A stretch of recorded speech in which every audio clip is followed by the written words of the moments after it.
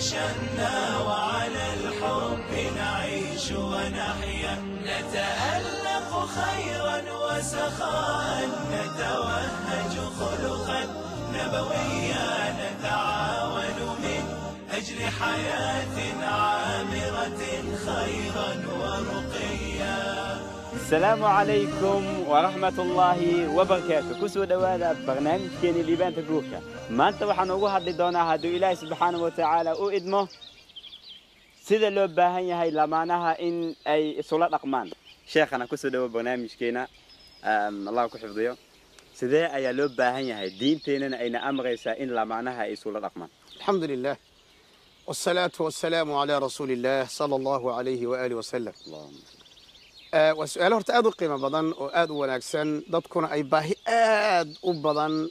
رهانتي إن أنت أي فهمان. الحمد لله الله وحده ما فرطنا في الكتاب من شيء. كتاب القرآن كوحبة ومان نتين.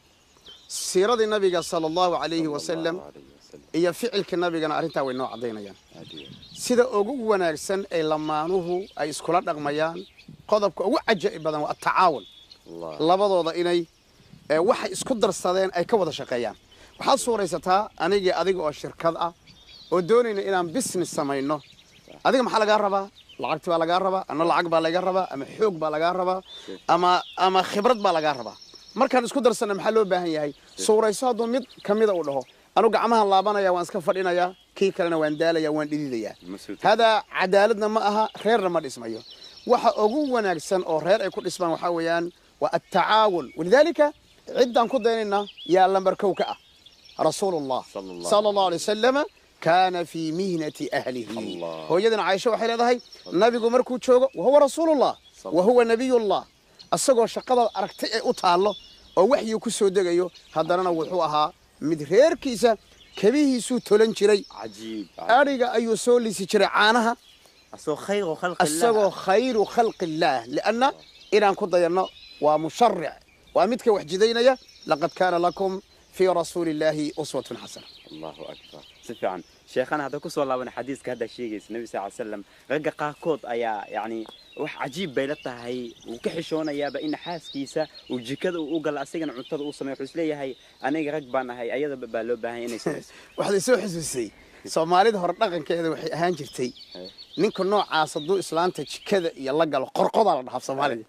يعني نين فرق لنا يريرك إيو حتى الآن هذا أدو أدوضن كي تكتو. مالها قاركود أما كصومالي اسكو من معها. مالها قاركود هدي أتكتو أو أتشكذا قشايدو هو يدا شوكتو أما ولا لها شوغان أما حاس كذي شوكتو وخلاص وحلده نينكري وانين انت وانين قرقضة.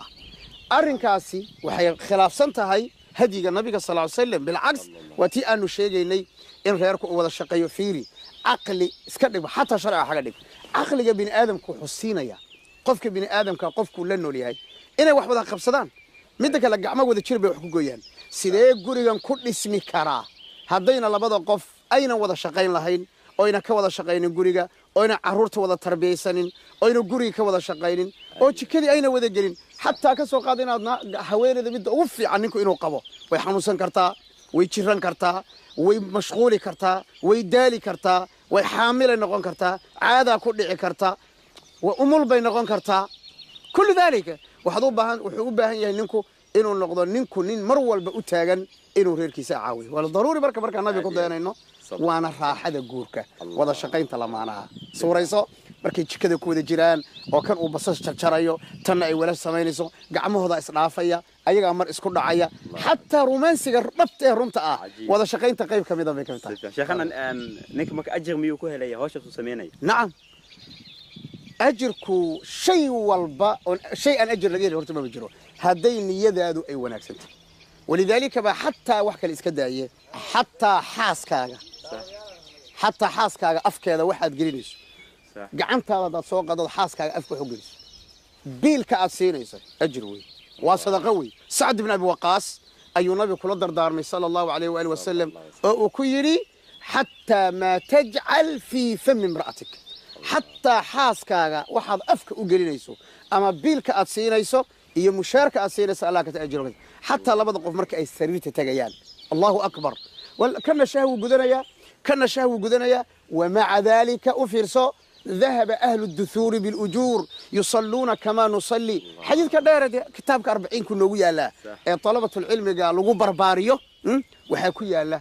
إنه النبي صلى الله عليه وسلم وفي بضع أحدكم صدقة يعني حرير كلا بدأ قف سريرته أيجو إيش هو ده جدنا حتى أجر به ليان صحابة دي بايعت على رسولك إله يو أنا شهوة الذي إسكت جدنا ميانو أجر لنا مركز النبي صلى الله عليه وسلم في النبي سيد أقن عنيو دليل عقل حيري أرأيت بركة ورما هذا الحرام ده كل هيدين سودين بالإذن المقرة نعم فكذلك هذا حلال ده جسنا أجر بندين الله أكبر عجيب شيخنا وام حي waxa kaliya isdheekata guriga uu ku istaagmi karaa طيب بسم الله horta guriga wax badan ayuu ka kooban yahay hadda guriga caadiga markan ka soo qaadno guriga wuxuu ka kooban yahay bulukeeti jaajuur wuxuu ka kooban yahay tiirar wuxuu ka kooban yahay saqaf wuxuu ka kooban yahay aasaas laakiin waxa soo waxaya waa aasaaska waa dhulka waxa ku jira intaas oo waxa la qoday maxaa la yiraahdaa dhulka la qoday tirba la qoday markaas shub la geliyay halka way wuxuu guriga ku taagan yahay labo halka marka laga soo tago tiirarka afarta amar walba ama shanta ah ayaa guriga haya marka guriga asagoo is haya haddana waxba haya guriga asagoo dhinac walba ka kooban haddana waxa haya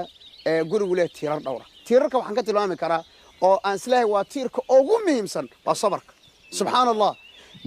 sabarku ilaahay wuxuu yiri inma yuwaffa as-sabiruna ajrahum bighayri hisab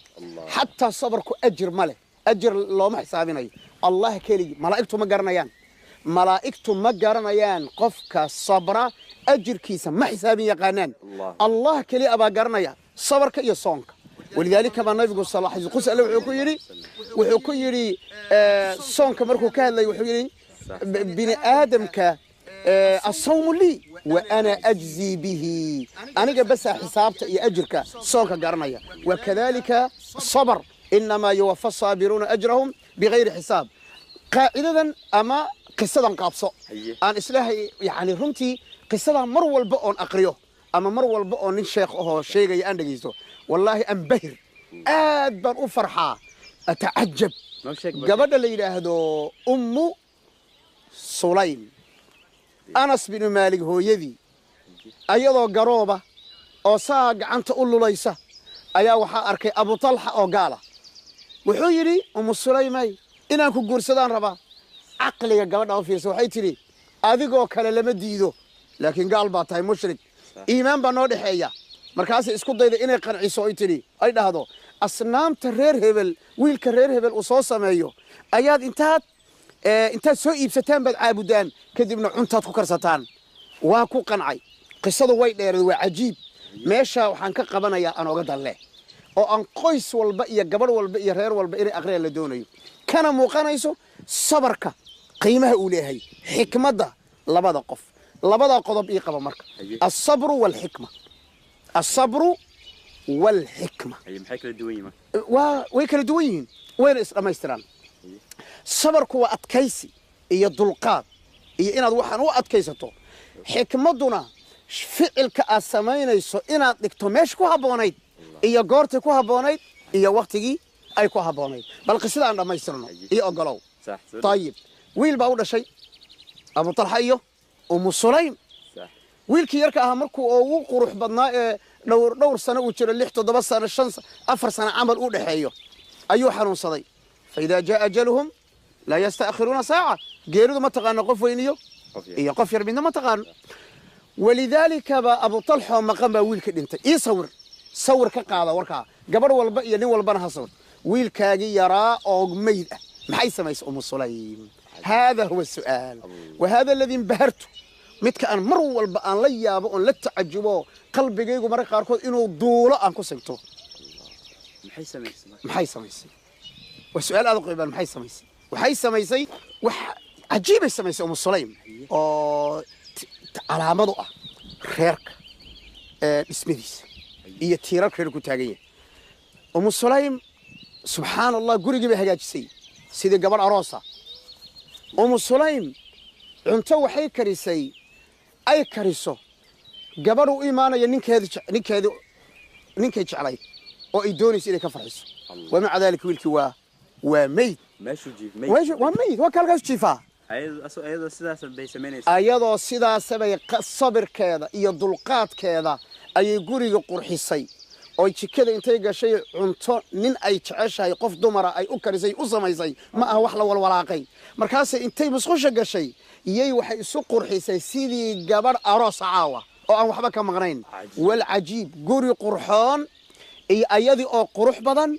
iyo cuntadii oo qurux badan buu Abu Talha soo galay suurayso markaas wiilkii halkaas soo meeday gabadha arinta awoodi karta iyo ninka arinta taxamuli kara way albaabka markuu soo galay ayuu yiraahday